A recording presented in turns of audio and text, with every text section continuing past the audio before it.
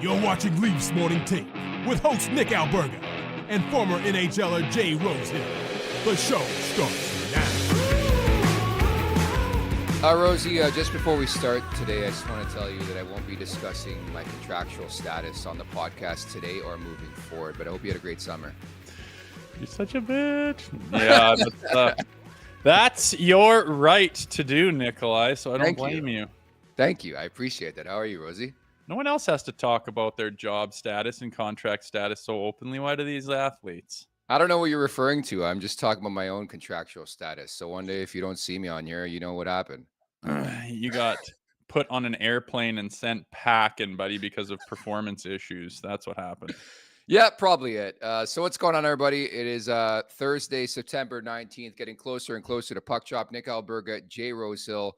Once again, Leafs Morning Take, and dude, a lot to talk about. It feels good coming back with another episode of the show and having a shitload of content to break down. Yeah, I just watched the swearing, but yes, Yeah, it is nice. Sorry. How long? When was it when we started counting down days to camp? Like it was, I remember 69. Was it up in the 80s? Like have we been counting down for that long? Feels like it's finally here, even though it's not opening night. It's stuff like players are on the ice, which is what we've been waiting for. We're 20 days away from the season opener in Montreal, man. It's October 9th. Like we're almost there. It's got that feel. Craig Berube's on the ice. I even saw earlier today the infamous John Tortorella bag skate. We talked about Matvei Michkov the other day. Congrats and good luck to him in Philadelphia. But we got to start the show by discussing the new ad sponsors. So we speculated away on Monday's edition of Leafs Morning Take what this new cryptic campaign could be. Producer Vic had a beat on this thing, man. We were talking OVO and Drake, and I think it fell short of that, Rosie. I really do. I know. Oreo. It was all for the Oreos, which, yeah, that's great, I guess. I mean, I could care, like, what's to talk about? It's a company that makes garbage food, and okay, like, I guess it goes well with partners with milk in a way, which is fine. But to me, if you want to call yourself the Yankees of hockey and consider your franchise historic, like, do you think the Yankees are going to put Oreo or fudge rounds on their jersey? Like, they're not. They never would desecrate it with that. And I just wonder, $12.4 billion MLSE is worth. Is it really worth to cheapen your brand even to a slightest degree with Oreos on your helmet? I don't like it. I think it's dumb. I don't think they need to do it. I think they should be the one team that stands up and says, we're so freaking big. We don't need these little pigeon sponsors on desecrating our stuff. We're worth too much. Our stuff is too classic. It's too historic to, cheapen with those brands and those logos. We don't need it. We're above that. I think that would be a lot cooler than taking a couple $1 million to put some garbage on your helmet. I don't like it. I think they're actually contractually obligated, by the way, doing some research the last couple of days where they have to have that branding and that sponsorship. It's a league thing to the best of my knowledge. Again, I think your assessment's bang on, but the big question in lies. So you got Oreo on the helmets, you got milk on the jersey. What's missing? A cup, Rosie, a cup. Oh, I did hear all those puns. A cup. They're soft. Leafs are soft on the inside. They're too sweet. Yeah, all that stuff. That's great. Yeah, it pains me sometimes to be a Leafs fan because, like, we sort of do it to ourselves. And I will give them credit. Like, you look at some teams, like, I don't know if you saw the new Washington Capitals jersey. They're just cramming stuff on that jersey. They have no clue where to put Ovechkin's C. At least it's on brand where, like, it's got the white and the blue. I think looks really, really cool. Like, I think if you had an ad design, like, I don't really notice milk. I don't think I'm going to notice Oreo just because the brand placement makes a lot of sense. Whereas some teams you're like, wow, that makes absolutely no sense. Yeah, if it was like a red or a green logo, that would look like sin on the helmets and stuff. So I don't know if they have to. Every team's got crap on their helmets. I didn't know. Well, so UC Dream writes in. I don't know how credible UC Dream is, but he watches our show, so he's credible in my eyes. Says 9 teams don't have sponsors, so maybe they're not obligated. I was reading some of the comments on YouTube the other day because I actually put out your sort of rant about the jersey ads, and a lot of people in the chat were saying that they were obligated by the league. I guess not. My mistake. Up in the air. I don't know.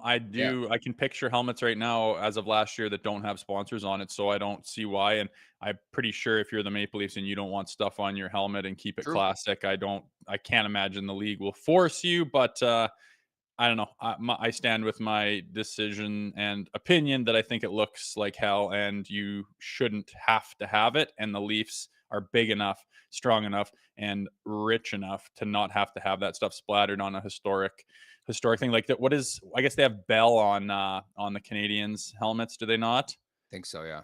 Which Yeah. whatever. I don't know. Yeah. Yeah, I mean, you look over in Europe at some of those things and it looks silly, right? With all the stuff all over the jerseys and helmets. It's almost like they've gone full tilt the other way, saying we're just gonna have be covered in sponsors in some leagues over there. The Toronto Maple Leafs, the history of it, and yeah, you can laugh all you want that they haven't won enough, but I think that is like the Yankees jersey where they won't put their last names on their jerseys to this day because they never had it going back to the 20s or before that. So I don't like it. I don't get excited when I see an Oreo ship sponsor. I could really give a rip. Talkville writes in, it's not mandatory, but profitable for teams. And I think if there's any way to make the salary cap go up, okay. But yeah, I'm right there with you. I think it waters down the jersey. I didn't want to see it, but I also understand where we're headed. Maybe one day we see depends on pants in the NHL. Wow, it's like basketball where it's like Tampax Stadium and stuff like that. It's there already. That's another kind of sad thing. You used to have Olympia, you used to have the Gardens, you used to have all these Coliseums and and they were the cool buildings, and now they're all big sponsors, but that's huge money and it's just the way of the world. And you know what?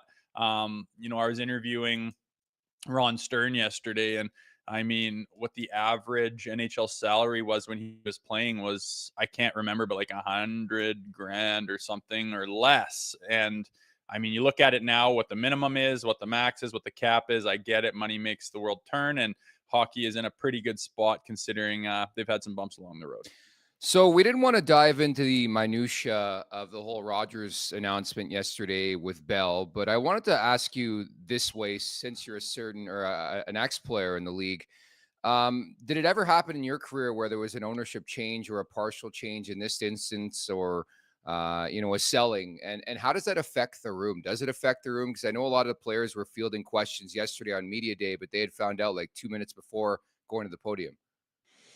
Yeah, I think like the teachers' pension fund owned a good chunk of it when I was playing, and that did Yeah. get sold or changed hands while I was there. You don't notice any difference. Nothing happened. It's not like all of a sudden they're running in and pulling the treadmills and training tables out of the room and you can't find sock tape. I mean, for what we need, that organization, they invent ways to spend money to make the athlete's life more comfortable or give them a better chance. So none of that goes away. Nothing changes for the players. I mean, Larry Tenenbaum is the face of it. Whether that kind of changes now a little bit is up for debate. If the new ownership wants, with the majority stake, if they want to be more of the face and be involved, and Larry Tenenbaum slowly steps back. But Tenenbaum was the owner, and whatever the subsidiary and percentage dispersion was, the players couldn't care less, and it doesn't affect them at all from what I could see. Yeah, to be honest, I wanted to come on here. We were talking about addressing it. I was like, man, I have no clue what to bring to the table. I have no clue what it means. I can tell you there's going to be some cross promotion, like, hey, buy these Argos season tickets and you can get one ticket to a Leaf game. But I think it's fair to say that ticket prices are going to go up, and that is not music to anybody's ears watching this podcast, listening to this podcast.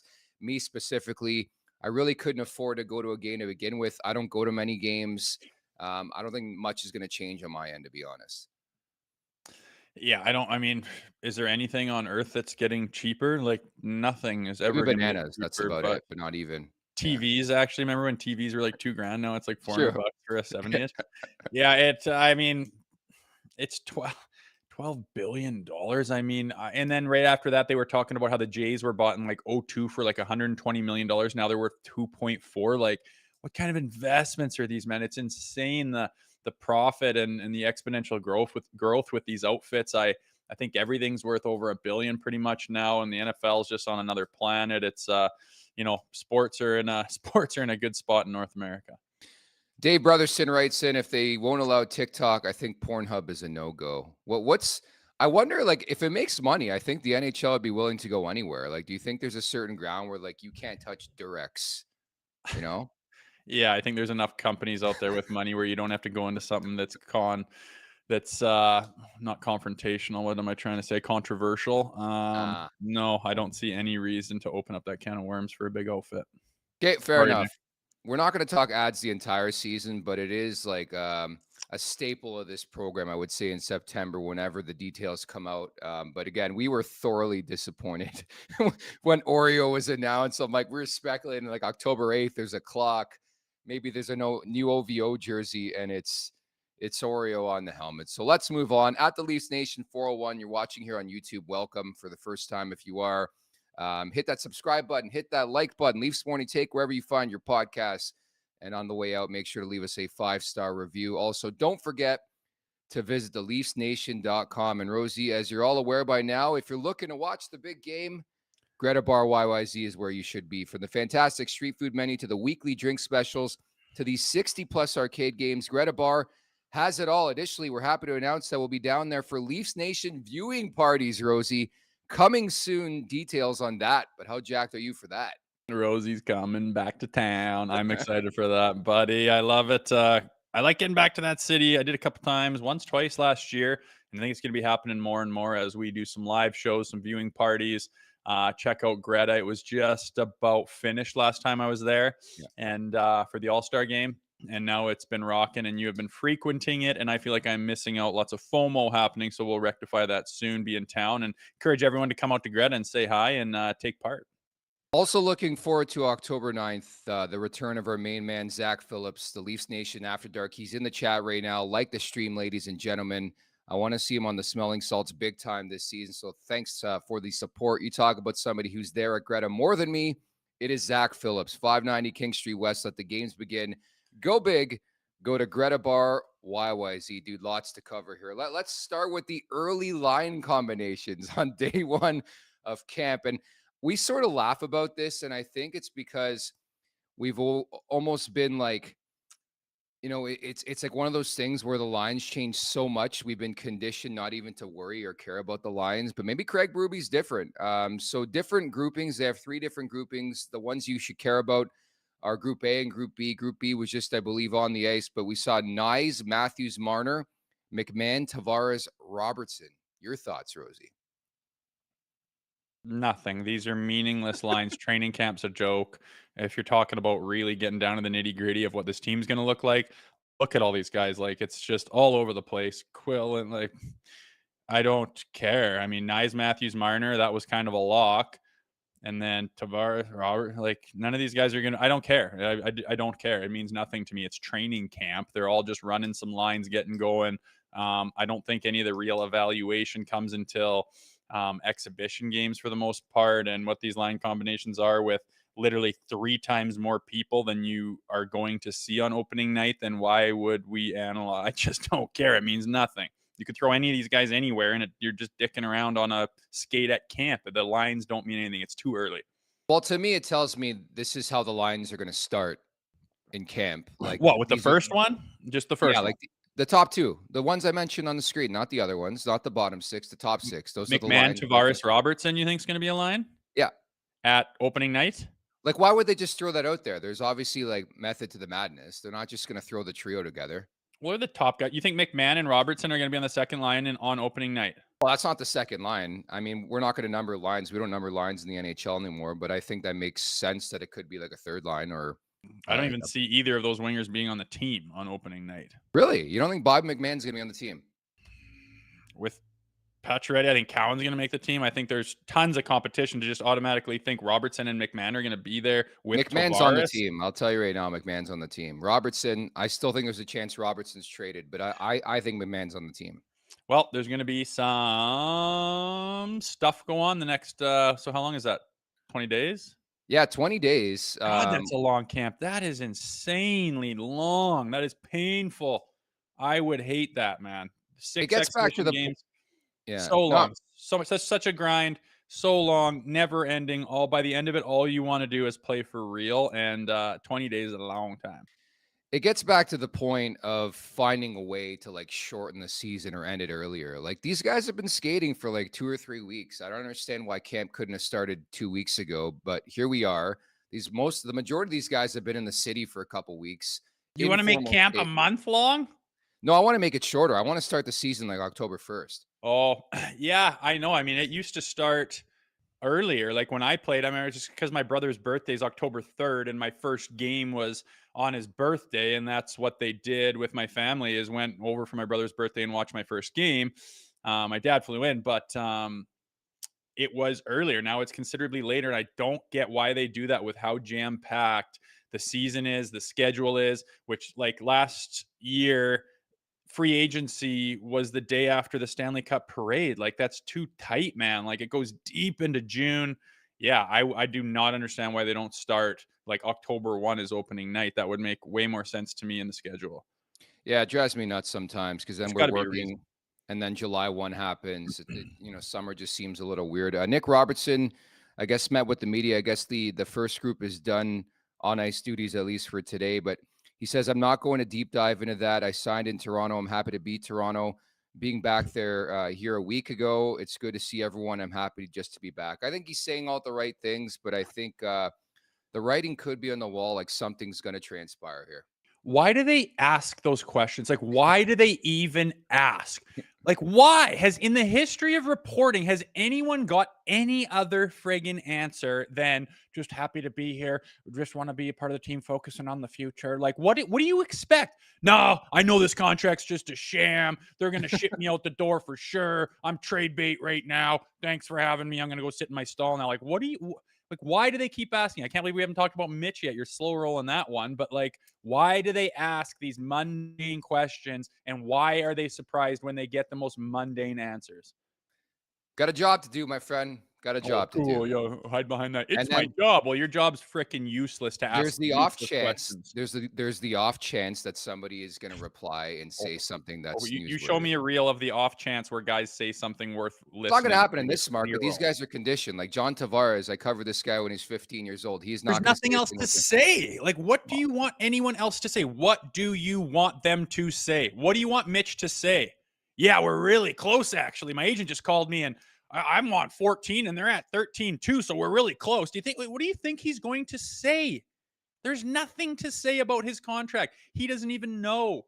Like the agent will call Tree Living once in a while, and he'll call his guy and say, "Hey, I talked to Tree today. There's some rumbling. They're moving ahead, and they got some other things they want to take care of first, and they got to get their cap down. But they're thinking in the near future, we'll get together again and see how far apart we are. And it's just this slow process where everyone's slow rolling it. No one wants to show their cards. No one wants to show their hand. You're feeling each other out. No real numbers or terms are thrown away. You're just kind of getting a feel for each other. This is a process. And then some dork comes in and says, what's going on with your contract? And he expects like a guy like, what do you think I'm going to tell you, buddy? It's just so frustrating.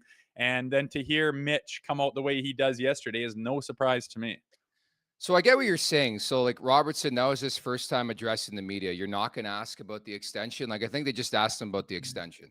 Okay, fine. But I mean, I'm sure they're digging for like, do you think you're going to be here? Do you see yourself getting traded? And it's just like, what do they want? I guess you have to ask about your extension, but it is just so pointless. Like I don't watch those mundane interviews because they're so painful. Like you ask about his thing. I'm happy to be a Leaf, excited for the future, focused on camp, just want to get together with my teammates, had a really good summer, really proud to be a Maple Leaf, only focused on this team. Like, okay, cool. Thanks for the interview. It's so pointless.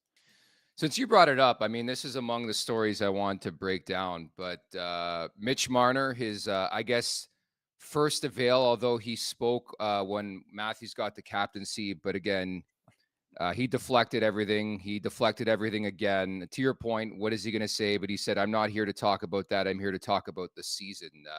What was your read? What was your breakdown? What Marner had to say yesterday? I'm fine with him doing that. Like, do you know how many times he'd had to sit there while his head's bobbing while this guy tees up this? So you're a free agent and you're able to sign now. What do you think's going to happen? Oh my God. It's so painful for him to listen to them tee these things up and him go, you know what answer you're going to get. What do you want me to give you? What are you looking for? Is it just to check the box to say, I asked the question and he gave the dumb answer, and we can roll that now for everyone to see. It's so painful. I wish they could think of more inventive ways to ask questions and to get something out of the guy. But for Mitch to sit down and say, he was cordial, he was respectful. He sat down and said, "Hey, everyone, hope you had a good summer. I just want to let you know I'm not going to ask any I'm not going to answer any questions about my contract. There's nothing to say. We want to talk about camp. We want to talk about the future. We want to talk about the Maple Leafs. Let's roll." I got no problem with that. He gets ahead of it and saves everyone the painfulness of guys asking stupid questions. If Mitch happens to rub you the wrong way and the way he makes statements all the time, happy to be a Maple Leaf, looking for the future. It's a real honor. It's a privilege to be here. Hope everyone had a good summer. Here to sit down, not talking about this, not talking about that. Like, he does it all statementy, and maybe he can irk guys. That's fine. You can like whoever you want, but there's nothing wrong with him doing that. There's nothing wrong with him getting ahead of it and saving everyone the pain of having to listen to the stupidest questions in the world that everyone in the room knows there's no answer to. There is no answer to his contract situation. You think he's going to break some earth-shattering news about how they're just about to ink up a deal? You think he's going to announce, like, what are we talking about? You know how this works. You know the world we live in. Why even bother? It's a simple answer for me. I'm delighted to be a Toronto Maple Leaf. I want to be a Maple Leaf long term. That's the only way you need to handle it. But it just, for comparison's sake, like John Tavares got the same type of questioning. He had a longer start. Obviously, he's very, very well spoken. Really didn't address the whole contractual status, but maybe it was the tone that it didn't set me off, but I was a little unsettled watching Marner as opposed to John Tavares, calm, cool, and collected. And maybe it's a delivery thing, to be honest. I hear you. And his delivery is he's taken heat in Toronto. He's been the scapegoat by many, us included. He probably doesn't feel it's warranted. He probably doesn't feel he's valued to the level that he should be. And he gets his back up and he protects himself and he gives kind of snippety answers sometimes where you can tell he's annoyed. I doubt he likes the media. I don't think he feels he's being treated fairly by the media. All those things are going to lead to the demeanor that Mitch Marner gives, and he's not the first athlete, and he's not the last to be that way. Does it irk people? Sure. If someone says they were in those shoes, would they do it differently? Maybe, but you don't know what that guy takes day to day. You don't know how many of those answers. You don't know how annoying those scrums are. You don't know what it's like to have all those guys surrounding you, and they're prying with these loaded questions about you being not good enough and you being the reason and you being the guy that needs to go, and they're teeing up these loaded questions all the time, and there's no real answer to it that you can say other than the obvious, happy to be a Maple Leaf, looking for the future. Like, just don't bite on anything is the MO of all these players, because as soon as you do, everyone runs to their computer and writes the big old, you know what he said? Oh my God. And then just makes him shut down even more to be even less cordial with you guys. Like, it's just the whole media thing. You have to put yourself in Mitch's shoes and realize how much bullshit he puts up with. So I guess Darren Ferris's agent came out yesterday or in the last couple of days. He was asked by The Athletic and pretty much said they're not going to, nobody wants to say anything. I think the goal here, if it's going to happen, going to be very Nylander-esque, where it's like, here you go, here's an extension, and nobody really talks about it. I know we talked about it a bit last November with Nylander, but they want to quiet things out in terms of a narrative very, very quickly here. But what do you think his agent is going to say? They're in contract negotiations. Like I said, at this point in time, the Maple Leafs have no reason to hammer something down. They're not losing him. Let's see what plays out. He's, if you do sign him, it's going to be for a lot of money. It's not like he's going to go and get a hot start and it's like, oh man, now his stock is so high. You're either going to sign the guy or you're not. And the negotiations they're at a crawl, and they always start off that way while everyone kind of plays this cat and mouse game. So what is his agent going to say? Oh yeah, well, we're way closer than I thought. I think we'll hammer something out in the next week. Like, it just never happens. You would never give that. You would never say that. It's just, I don't know. People are like analyzing what the agent says. Like, what else on earth do you think he could possibly say about it? It just drives me nuts. I'm a big tone guy. I didn't have this same feeling last fall when Willie Nylander was paraded out to begin camp. He gave his answer and we moved on. With Marner, this is going to linger. If I'm media, I'm asking every day, what's going on with the contract? And you would be a guy I would not be able to stand in the media room for that reason. Like, I just don't get what do you mean what's going on with it? we're negotiating. Okay, so you're meaning to tell me that there wasn't one conversation had this summer about Mitch Marner's contract and maybe waiving his no trade clause? I do not buy that. I don't know what conversations they've had. They've absolutely had conversations going back and forth. But what on earth do you think Mitch or his agents would say would benefit from saying, "Yeah, Tree Living asked me to waive my no trade clause, and we're not really about it." Like just boom, firestorm in the locker room, distraction left, right, and center. Everyone runs to his stall every time he gets off the thing. What's the update on that? Why'd you say that? Did you think this was going to? Is this a ploy for you to get leverage? Do you think this is going to happen? Why don't you? What teams do you think you would like? Holy, why on earth would he say that? Why would any athlete say that, let alone one that plays for the Toronto Maple Leafs? Look, regardless, I'm scared shitless. I know you hate when I swear, but I just have a feeling there's going to be an announcement on an extension over the next couple months, and I'm going to be royally pissed. I don't even know why it's even a conversation right now. I don't even know why there's negotiations or ongoing talks, whatever way anybody wants to phrase it, because that's what I read directly into that quote by Darren Ferris. Maybe he's tipping his hand, maybe he's not. There have been discussions, talks. We spoke about this before July 1. I wouldn't even pick up the call. It would make more sense for the Leafs to take a wait and see approach than even engage in a conversation, unless Marner's fully prepared to go full Sid Crosby on this, which we all know he's not going to. Okay, he's going to get or look to get every penny. Why wouldn't he? Nobody else has conceded anything when it comes to Matthews, Tavares before that, Nylander in his latest contract. So I get that. But if I'm the Leafs, I'm not even engaging in that conversation. Like, it makes no sense to me why they're even talking about it. Well, then you have to be prepared to say we might have to be okay with losing this guy for nothing. I'm good with that. Fine. Just to have, that could end a GM's career. That could go down in history as a terrible move as he goes on to have a great career elsewhere, which he will because he's a really talented player. But the problem in Toronto is committing to these 4 players for this amount of money, and you are committed and you try and it fails and it fails and it fails and it fails. And together for years and years and years, they have not been able to come together and find the magic to get something done in the playoffs. That is fact. So what do you do about it? Do you just keep doing it with the same guys? We've talked about that's the definition of insanity. So someone has to go. It's not Matthews. You can't trade Tavares. It's not Nylander. And the odd man out is Mitch. So if you can do something, I think most people would say, yeah, let's try to mix it up enough to make something happen. But everyone takes that as, do you know how many points he has? He's this guy. You don't think he's good? Are you crazy? And it's like, he's not. It's not that he's not a good player. It's that this formula is not working and something has to change. And he's the only guy whose contract is up. And it could have been Willie, sure. But Willie seems to step up on the big moments and have that little chip on his shoulder. And Mitch seems to sink back and not really get the job done and kind of disappear when it gets really tough. And you could say he's too soft for the playoffs. You could do all these things that we've done, but just if something has to change in Toronto, then something has to change. And that's going to be a big splash and it's going to be controversial. And then again, and it's just this double-edged sword where if you have to keep him, then it's at an exorbitant amount of money just because his points, mostly regular season points, are going to dictate his value, and he's going to have to sign for that. And are we going to go ring around the rosy for the same type of thing? And the only thing that could save it is, well, maybe you've changed, the culture in there enough and the coaching staff enough that you could make it now work for this group. Yet to be seen on all fronts. It's a total predicament for Tree Living, man.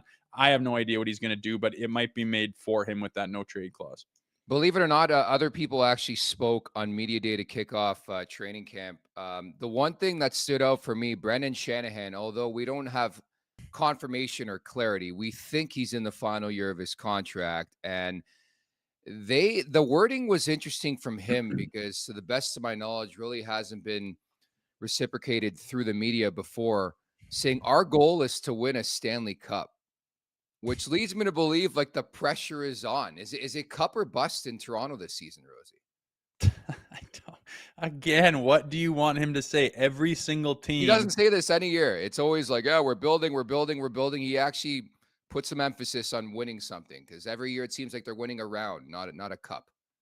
Yeah, and I don't know, like when you're in those interviews, depending on how you're feeling that day and what's happening, you can say something, and then everyone just takes one line that comes out of your mouth and contorts it and twists it. And this is that. Does this mean that? Is his job on the line? Is he feeling the pressure? Like, just like, Jesus, he just said we want to win the cup. Like, they are a contender. They are a top team in the NHL. There's been points in time over the last couple of years where, I don't know, pick December or whatever you want to pick, where they're second in the NHL in the whole league. Like, they want to win a Stanley Cup. They're a very good team. They're not a bottom field feeder. They're not doing a rebuild. They're not in the dark days. They have good players. They have developed guys. They've got guys ready to go. They've got one of the best players in the world. We're trying to win a Stanley Cup. Like, why is that earth-shattering news to everybody? And why is that so shocking to hear Brendan Shannon? Like, if he didn't say we're trying to win a Stanley Cup, would that not be odd? Would that not be weird to hear the president of the Toronto Maple Leafs not say that our goal is to win a Stanley Cup? Like, I just blows my mind that this just blows the top off everyone's mind to hear this guy saying it. What the hell do you think he's trying to do? It's the messaging though, because he speaks every year, and most of the people involved speak every year, and very seldom do they mention the Stanley Cup. Like, I just, as a fan, I want it mentioned. I want them to be concrete with the goal. Every year it's like, let's win a round. Like, they win one round. It's like, I told you, I was on King Street West, like the Leafs won the Stanley Cup, but we've conditioned the fan base and the media uh, of this acceptance. We talk about it every year. There's this general acceptance, at least that feel with the players. You win a round, you're good. Like, last time I checked, you're winning four rounds. At the end of the day, 31 teams are pissed off with the way the season went, and you only remember who wins. Like, you think anybody in 5 years from now is going to remember the Edmonton Oilers were down 3-0 against the Florida Panthers, stormed back, and then lost in Game 7? It doesn't work that way. So I think it's conditioning, the team to know that it's not all right winning one round. I think there's got to be the general emphasis on the goal. And I like that he brought it up. I like that Morgan Riley brought it up too. Damn right. That's the goal. Yeah. Like, every single team that makes the playoffs, besides one, loses their last game of the season and is devastated. Yeah. Every single team, besides the Stanley Cup winner. So, and Yeah. and are they happy? Like, the teams that get to the conference finals and lose, are they happy? No, they're devastated. They thought they had a team that could do it. They wanted some magic to happen. They thought this could possibly be the year. They laid it all on the line, and they friggin' came up short, and they're devastated. They're not happy. Nobody's happy at the end of the year except the winner. And yeah, you can say, man, we had a great group of guys. And yeah, we thought we had it. Yeah, we ran into some injury problems, whatever the case is, and, justify it. And just, again, nobody can win that thing but one team. So if the president of a team that's like ready to win and is top, handful in the league didn't say our goal is to win the Stanley Cup, I'd fire him on the spot. Like, what the hell are you doing? So, like, if he hasn't said it in the past, whatever. Again, they're trying to take sound bites away and conflation from the media, fine.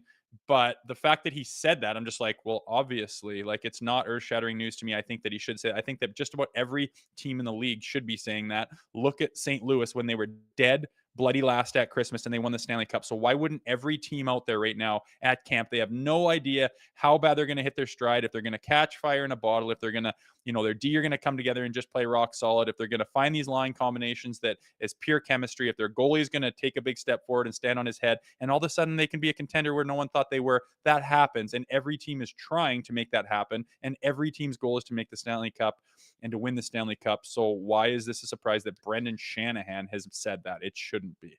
I'm so intrigued to see how this team plays on the ice, because we sort of chuckle and laugh about the permanent scowl on Chiefs' face, but I would love it in a perfect world for this team to adopt this like hate to lose mentality. Like, there are players around this league, Rosie, and I'm sure you played with them as well, where it's like you lose and it's like, man, don't talk to me. Get on the team bus. Don't talk to me. On the team plane, doesn't say a word. The feeling, and again, I should preface by saying I'm not in the room. I don't know how the reaction is when they lose year after year in the Stanley Cup playoffs. But I think you could agree that feeling is not there from the outsider's perspective, where these guys lose and they're like, man, that stung, that hurt. It feels crappy. Like, it's like, oh, they get up, and it gets back to the whole accountability thing. It gets back to the acceptance of losing. And I just hate that part of it. Yeah, we'll see if that changes. I mean, there's different schools of thought. Like, people say your highs can't be too high, your lows can't be too low. People say, you can't live. If you're going through a skid, it's only going to be longer if you're wallowing in it, and if you're furious, and if you're frustrated. Sometimes you got to park it, put it behind you, move on to tomorrow. And that's the best attitude.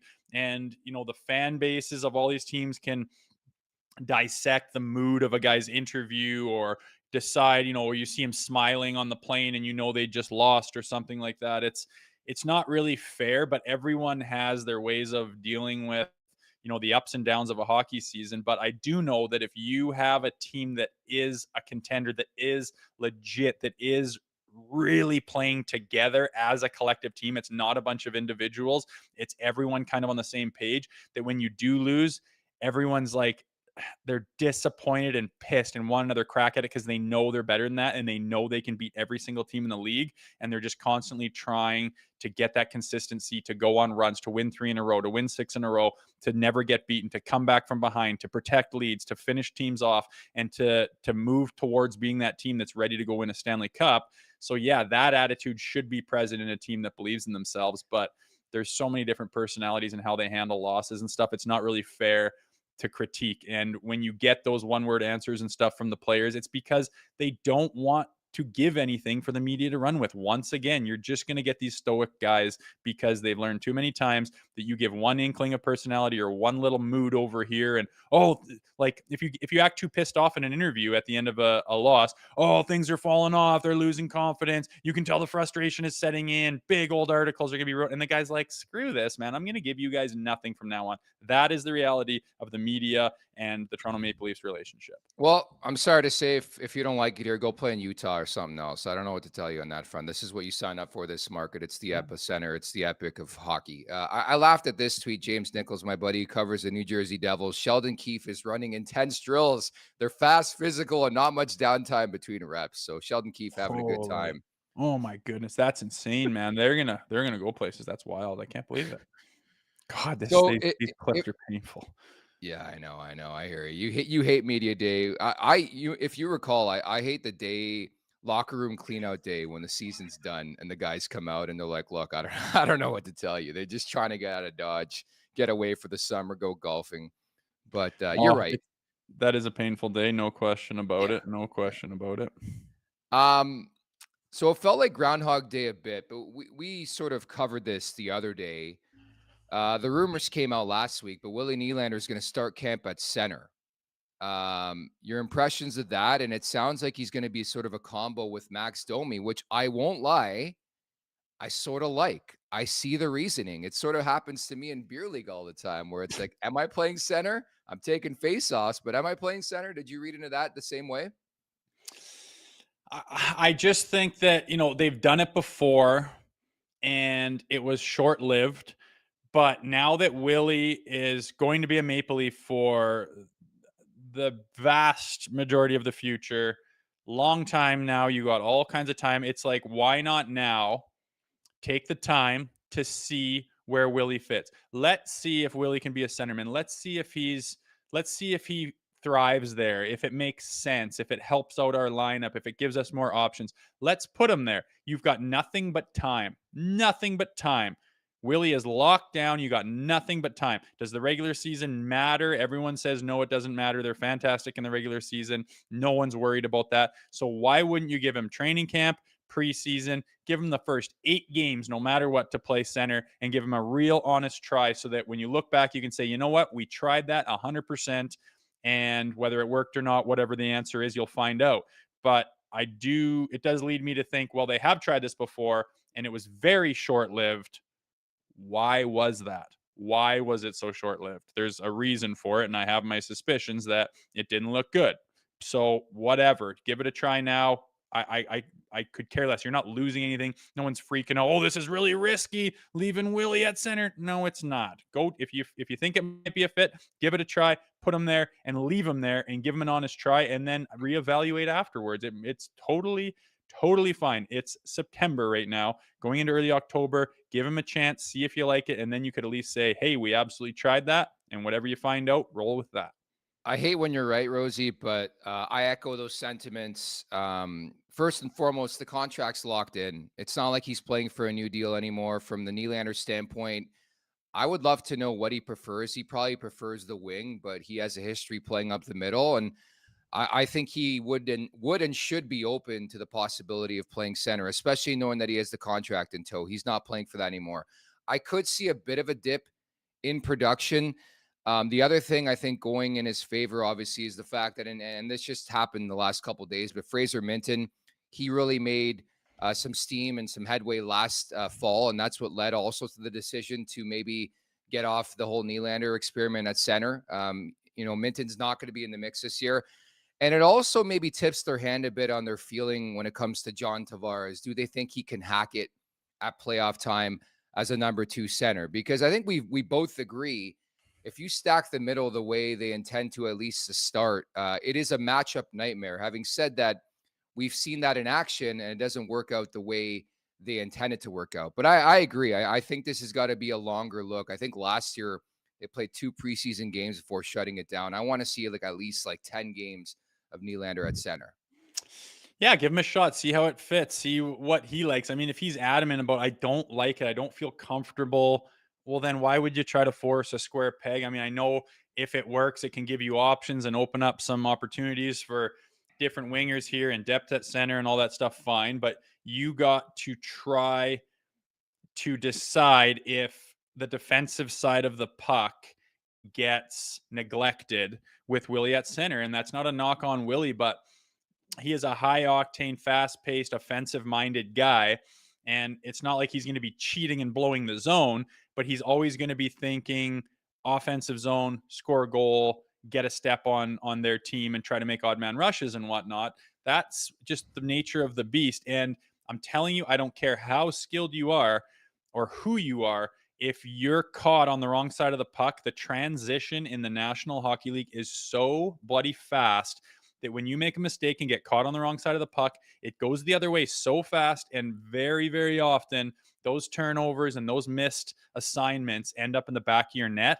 And I don't care who you are, you can't afford to give those away too often. So they're going to have to see how Willie takes the assignment, how well he is in the D zone, how well he helps out his defenseman, where his support is, where he lies on the D side of the puck when needed, and if it's a help or a hindrance to have him at that position. So again, the time's not ticking. You're not on the clock. Give it some time and let him find out if that is the position for him or not. You speak about positions. We always like those stories where it's not expected, although Easton Cowan's coming off an incredible year, but there's no question there's an outside shot he can crack the roster, and Berube and Treliving both confirmed that yesterday. Berube on Cowan, a lot of players coming out of junior, they have those junior habits. He needs to show us he doesn't have those habits. We've talked about it a lot throughout the summer. There is a potential spot for Easton Cowan. Rosie, what do you want to see from this kid in camp here?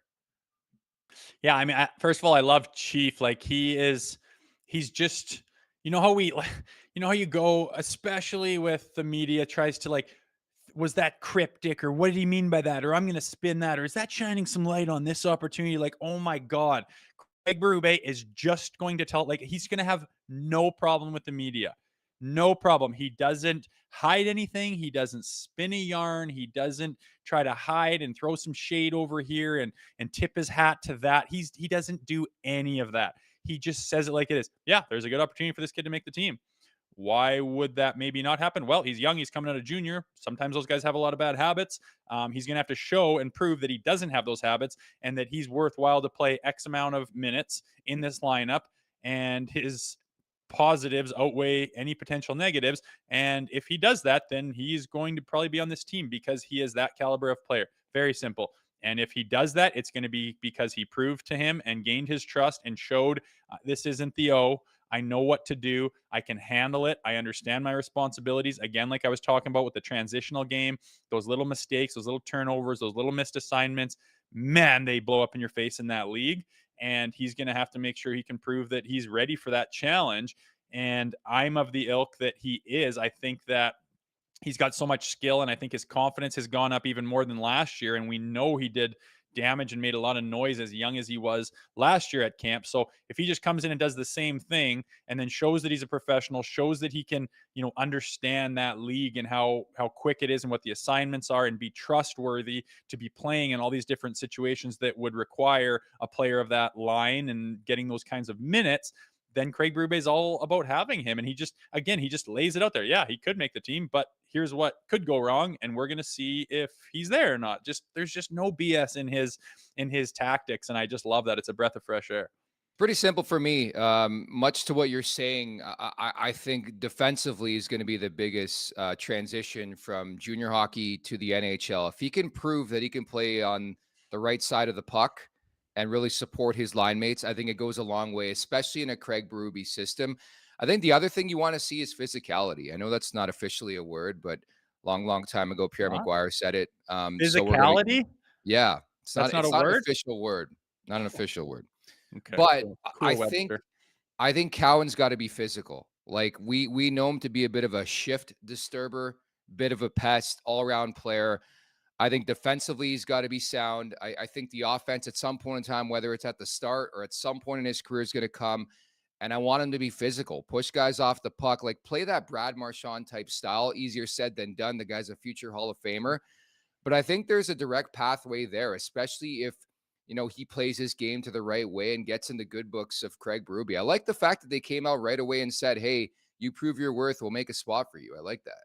Yeah, it's awesome. It's how it should be. And my thing, like I remember getting to pro hockey. I remember being at NHL camps, being at exhibition games, and you kind of, especially for him being so bloody young, like to me, the moment and the pedestal that the NHL is on and pro hockey and even in the American League as a 20-year-old, I was kind of like treading lightly, like, I was really respectful and hey, there's a lot of veterans here. And oh, there's Alexander McGillney over there is playing against me in my first year in the minors. And I'm like, this is crazy. And, be respectful and, these are men and earn your spot and bide your time and pay your dues. And I mean, I had a guy come up to me. He's like, you're playing kind of vanilla. Like I've never seen you play vanilla. And I remember I was just being too respectful. And I want Cowan to go out there and run his mouth, chirp off, run a guy through a net, give a guy a little bit of a shot, be a pest, be a torment, finish all your hits, be physical. Craig Berube will like that. I think everyone on the roster could step that up a notch. Nyzy put on 10 pounds of American muscle, baby. Let's hope he's throwing that around. It's what everyone can and should do and probably will do under Craig Berube. But absolutely, I don't want him to think he has to tiptoe into the league as the young guy. I want him to blow the doors open and say, screw everyone else except for me and my teammates. Here I am, here I come. And he doesn't even skip a beat, plays hard, plays his game, plays mean, plays rugged, plays like Marchand. It would be amazing. Yeah, Nyzy looks thick. Like Big 4 boy. C's. Yeah. 10 He's looking pounds good. of muscle. I love it. I fucking love that guy.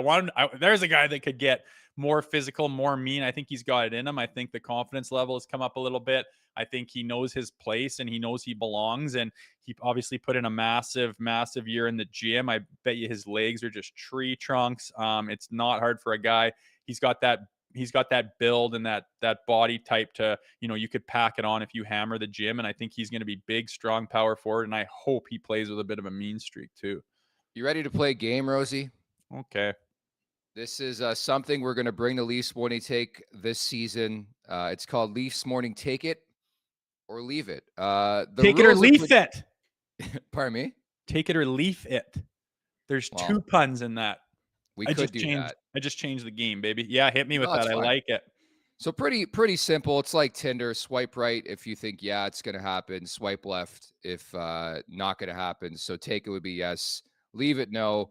Well, I have 3 to bring to the equation here. You ready? Let's go. They're like statements. So you started off and then I'll respond. William Nylander will remain at center for the duration of training camp. Leafs Morning, take it or leave it, Rosie? Take it. Give him a chance. There's no time counting down where you're losing anything from letting that happen. Leave him there. See what happens. Yeah, I think it's going to happen too. So Leafs Morning, take it for me as well. I think you look at specifically last year with just the 2 games in training camp, everything we just spoke about, no Fraser Minton either. There's not really that standout guy outside of maybe Max Domi, but I think we both agree better served, better utilized on the wing. I think the insulation, the support's going to be there if that combo does stay intact the next couple of weeks in Domi and Nylander. So I'm going to say it remains a thing into the regular season. It should remain a thing into the regular season. And with that, like if you bump John Tavares down to 3C, like now you have depth out the ass, right? Like that's a good thing to have. Everyone's like, oh, he's not a 3C player. He can play however he wants, but if you have all those options and surround him with like different, energy players and defensively sound players, but I mean, think about being the guy on the other side where they're throwing Matthews out there, then they're throwing Nylander out there, then they're throwing John Tavares out there. It's like it's a nightmare to try to match with, and it shows depth. And I think that's why they're trying it, is to try to get that depth down the middle. By the way, we're giving a full copyright to our guy, Zach Phillips. Hey, good segment, boys, clever. As you guys recall, a couple weeks back, Zach filled in, and I guess it was his idea. I didn't catch that, but did you guys name it that too? Did No, just we rip didn't Zach's name it. idea? Zach wants a little too much credit, but we definitely played take it or leave it. And apparently he's watching like a hawk, catching us at every turn, and wants the credit where credit is due. Yeah, unfortunately, you're not going to see Leafs Morning Take It or Leave It on Leafs Nation After Dark. You're going to have to think of a new title for the game show on your show, Zach. Max Pacioretty will crack. Oh my God, will crack camp in a top 6 role. Leafs Morning Take It or Leave It. I don't care. Like top No, 6. I need an answer. Leafs Morning Second Take It or third line, will he crack the top? Yes, he will. He will be. He'll start on the second line, I believe. I think he'll start in the second line. Top 6. Yep, I'm taking it as well. I think there's a reason why you bring in Max Pacioretty. It's not to be on the 4th line. I know we had Bruce Boudreau on the other day. He said he's probably a top 6 guy or a 13th forward. He's not going to be a 13th forward. No. Everything we've discussed, the fact that Pacioretty came in, has a contract in a drawer somewhere, leads me to believe, I think if all goes well, and I know the Leafs had him skate for them in the summer. He came to Toronto and skate for them as well.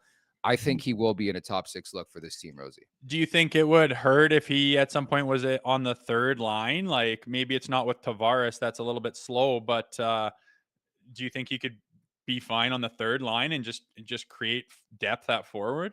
No, not at all. I actually think it's great. Like it's so different talking about line combinations, and you're always very careful, as we've talked about. It is like mid-September.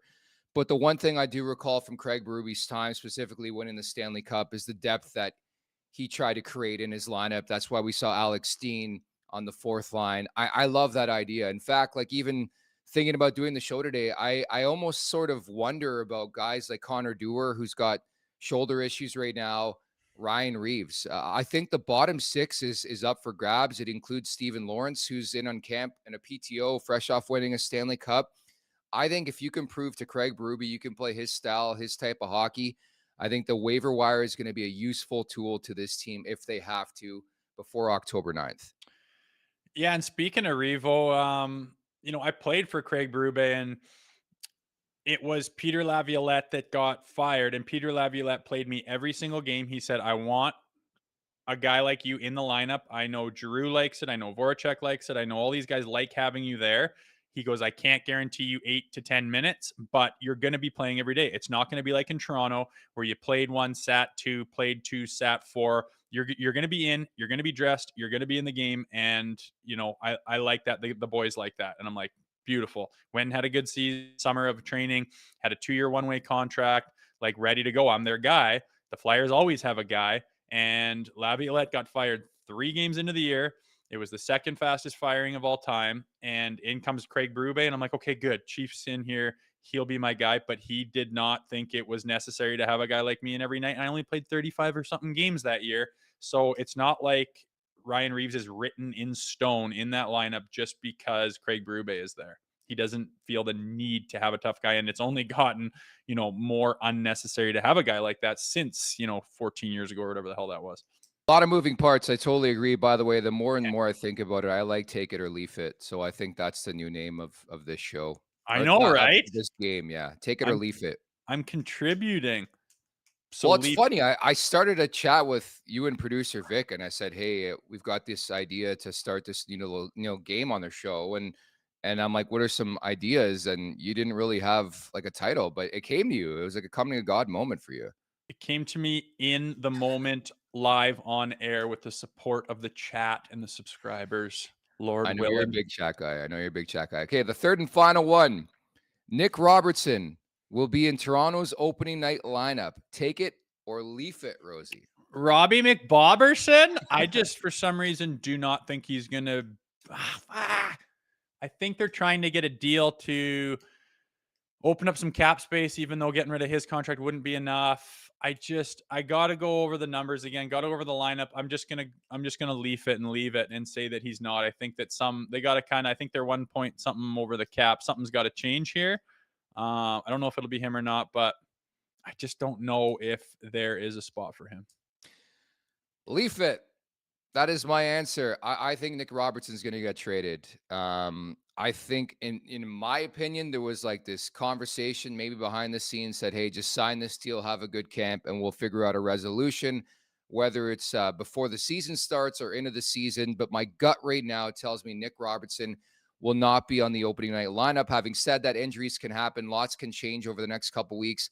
I actually put out an article today on the LeafsNation.com. Columbus is on the trade market looking for a forward right now. I know they signed James Van Riemsdyk, but they're looking for another one. I think Toronto and Columbus would be perfect trade partners, whether it's Calle Jarnkrok, whether it's Nick Robertson, Connor Dewar, David Kampf. I think at least one of those names will not be a Leaf come October 9th. Yeah, something has to change. Someone's got to go. I don't know. You look at Jarnkrok. Could he be a Berube guy? He's pretty responsible and he's got some speed in there on the forecheck too. Yeah. Kampf has just kind of been the consummate solid, fourth line center that's got the defensive capabilities to play that role and not be a liability.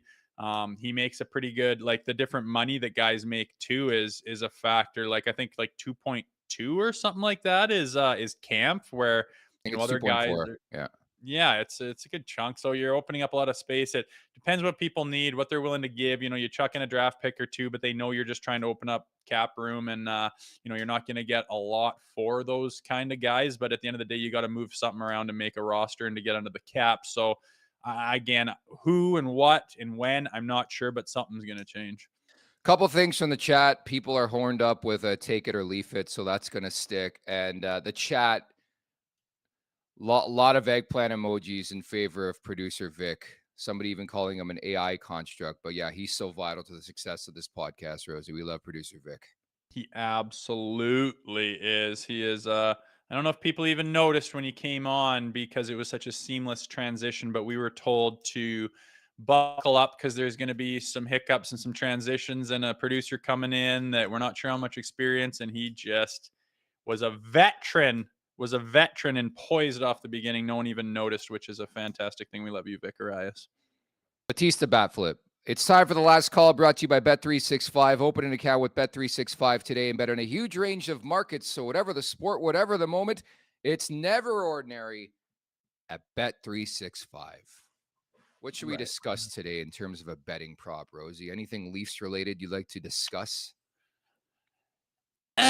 We never talk about this pre-hand? I'm always on the spot and I'm not good at that stuff. I need the wheels to turn before I come to something. But what are you leaning towards? Who's making? Nick Robertson scored 14 goals last year. Over under 15 this year. I don't care where he plays. Will Nick Robertson score over 15 goals this season? There you go. There's your answer. There's the prep. Who's he gonna go to? I'll just say yes. I'll say yes. I'll say yes. He's got a chip on his shoulder. He wants to prove himself. He's going to be going hard, and I think that wherever he goes, if he stays here or gets dealt, he's going to have an opportunity to play, and I think he'll do well with it. I'm going with the over too. Less stress wherever he goes. Again, this is assuming they deal Nick Robertson. Just makes too much sense that there's going to be a resolution to this whole situation. I think he goes to a less stressful situation. I mean, Toronto is the highest end. He'll go somewhere and just shoot the puck. That's what he knows. And there won't be 50,000 media members every day asking him why I didn't back check or didn't do this or didn't do that. He can just go out there and shoot the puck and do his thing. And an opportunity, I think, is the big word. I think Nick Robertson, when push comes to shove, just wants an opportunity to be in the lineup every day. And I think he'll find it, whether it's in San Jose, Columbus, Chicago, somewhere not Toronto. Although he could stick in Toronto and easily score over 15. He scored 14 last year, and we barely noticed it. I know. It's like he did barely notice it for sure. Yeah, I just think he wants some consistency and opportunity to play, but he might be one of those guys that's just not quite skilled enough to play in the top six and not quite have the grinder mentality to play in the bottom six, and he's just kind of always caught in no man's land. There's lots of those guys. Lots of guys get called up from the American League because they're lighting it up, and they get put on the third or fourth line and you get put in a checking role, and they're like, I don't know what to do with this. I can't play my game. This isn't my skill set. And it always blows up in the people's face, and they come down and say, I've never got the opportunity. And he might fall into that category of a guy that's just not able to crack, to take the job of another guy in the top six is what he's going to have trouble doing. Producer Vic is feeding us numbers in terms of over-under for points. We're going to keep those for segments coming over the next couple weeks. We got a Nylander over-under. We got a Tavares over-under. Let's keep that in the vault, okay? We need content over the next couple weeks. Keep it in the chamber. Yeah, we're going to keep it in the chamber. So that's it for this week. We're going to come back next week. Again, if you missed it last week on the podcast, we're going to come back full-time starting October 7th. The week of October 7th, we'll be back with you Monday to Friday. And again, 20 days away from the opener. It's crazy. I know. She's wild. Are we going Tuesday, Thursday next week? We'll have to discuss, but yeah, that's the current plan if that works for you. I dig it, man. Yeah, that's nice. That's perfect. That's perfect. Okay. So hope you guys enjoyed the show. Hope you enjoyed the Take It or Leaf It. I love how it started as Leafs Morning Take It or Leave It. It's now ended the show as Leafs Morning Take and Take It or Leave It. Leaf It. I can't even say it yet. We got to phrase this. We got to brand this better. Yeah, you got it. But we are adjusting on the fly. That's what we do with the help of the chat. Let's go. Looking forward to it. Thank you to everybody in the chat. Very vocal. I know it's September 19th, but folks, we're getting closer and closer to the season opener. Can't wait for that. Lots planned for this season. Excited about that. At the Leafs Nation 401. Hit that subscribe button. Hit that like button. Leafs Morning Take, wherever you find your podcast. Make sure to leave us a 5-star review. And don't forget to visit theleafsnation.com. Many thanks to producer extraordinaire, Producer Vic, our main man. For Jay Rosehill, I'm Nick Alberga. We'll talk next week. Take care. Make sure to check out more of our content right here on the Leafs Nation YouTube page. We got long-form interviews. We got clips. We got epic rants by Jay Rosehill. We simply have it all. And don't forget, you can find out much more at theleafsnation.com. Thanks so much for watching.